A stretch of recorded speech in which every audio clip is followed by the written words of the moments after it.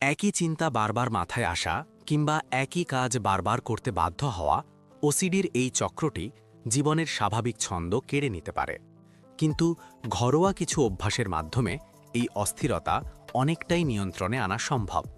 প্রথমত, নিজের ওপরে চাপ কমান। যখনই কোনো নেতিবাচক চিন্তা আপনাকে তাড়া করবে, সেটাকে বাধা না দিয়ে বরং আসতে দিন। চিন্তাটাকে কেবল একটি মানসিক ঘটনা হিসেবে দেখুন, বাস্তব হিসেবে নয়। দ্বিতীয়ত, একটি নিয়মিত রুটিন মেনে চলুন। পর্যাপ্ত ঘুম এবং সুষম খাবার আপনার মস্তিষ্কের সেরোটোনিন লেভেল ঠিক রাখতে সাহায্য করে।